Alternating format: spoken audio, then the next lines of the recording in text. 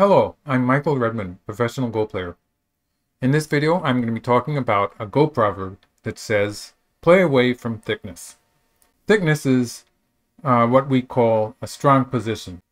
So this black position in the right is what I'm calling thickness in this case. Let's just take a quick look at the opening. This is actually an opening that has been played against me. Black played to 5-4 points. And plays this move, pressing from above. In this particular Joseki choice, white has Sente, so white has the opportunity to play the first move towards the top side. And I'm going to assume that playing the top side is really important, and that is because if white plays away, black will be able to play something like this, for instance, and get a big position on the top side. So in this case, black gets a big moyo and is going to be using that wall on a large scale. So this is how black usually wants to use a wall like that. So I'm going to say that white should want to play something on the top side, and this is where the proverb comes into play. So it says, play away from thickness. And what it means is white does not want to get too close to black's thickness on the right. To show you the correct move, white wants to play here. So let's just go ahead and take a look at an example of what not to do first. So if you get too close to thickness, what happens is that your opponent will be able to play on the other side of you and try to isolate your stones. So that happens when black plays here. White's already in danger of being surrounded. The problem is that when white jumps out like this, black has such a strong position on the right, white doesn't really have much chance of counterattacking. So black will be able to strengthen the other side and start attacking like this. So this is an example of an attack where black has a strong position on the right and has capped the white stones. White is already a bit cramped here. So white would probably poke out, but black could continue playing from both sides. Black's relatively weak group was the one on the left here. So it's good for black to add a stone at 4 there. And most of black's following moves will probably be from that group. So for instance, if white plays a diagonal move here, black will continue on the left here, adding stones to the relatively unstable group on the left and isolating white's group in the middle. So in this example, white's group is still pretty much eyeless, and it's going to be spending a lot of moves floating around in the center of the board, while black will probably have opportunities to surround areas on the left side or the right side of the board. So this is an example of what not to do for white. Going back to the correct example, white plays here. So the point of this move is that it's fairly well connected to the stone that white has in the upper left corner and is starting to make some territory there. And white is not so worried about black surrounding the top side because the scale is smaller now.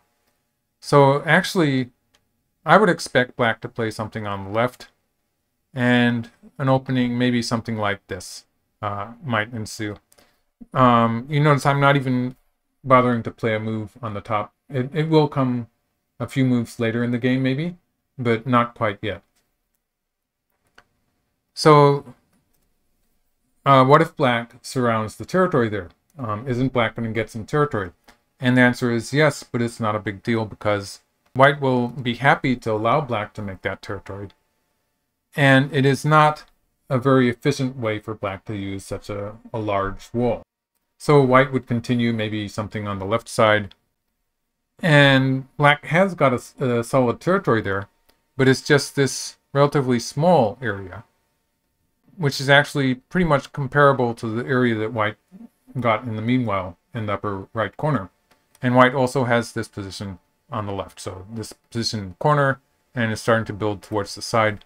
I think this example does show how white's position is more efficient and black is using a lot of stones in a relatively cramped area to make territory. So this is what we sometimes call an over-concentrated shape. where black has used too many stones in the one area. And that's what happens when you play too close to thickness. So actually, this is an example of the player with thickness playing too close to his own thickness. So this is black playing too close to the thickness on the right. Let's take a look at that idea with one more example. So this is an example where white has played on the 5th line to reduce black's area on the top side. So we have an opening here. It was a game played in the 20th century. A lot of old-fashioned josekis. I won't really go into the details. This joseki in the upper right and the upper left, they aren't played so much anymore. So it's probably not worth going into the opening. The point here is that from black's point of view, black has thickness, a strong position on the right. It's true for black also that it's not good to play too close to thickness. So black doesn't want to play too close to the thickness on the right.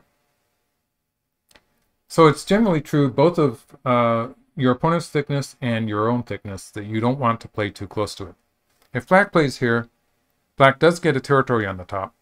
It is not making efficient use of the thickness. So it's a relatively small territory for all the stones that black has invested.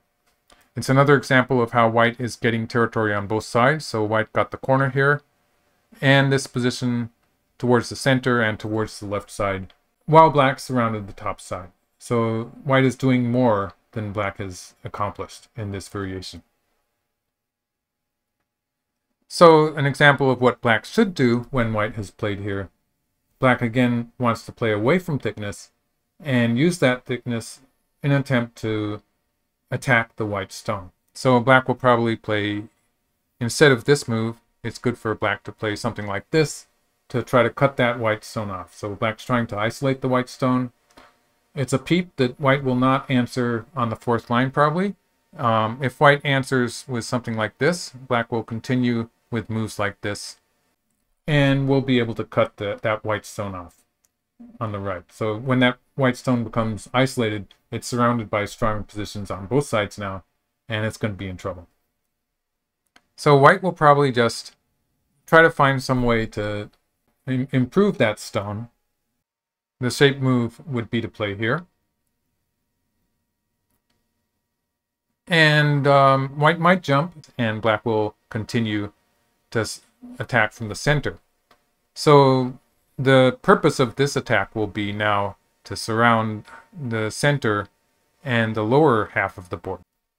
Okay, so this was my example of how you should play away from thickness. And it's true of both the side who has thickness and the side whose opponent has thickness. So it's true of both sides. So thank you for watching, and sign up to my channel for more videos like this. Thank you.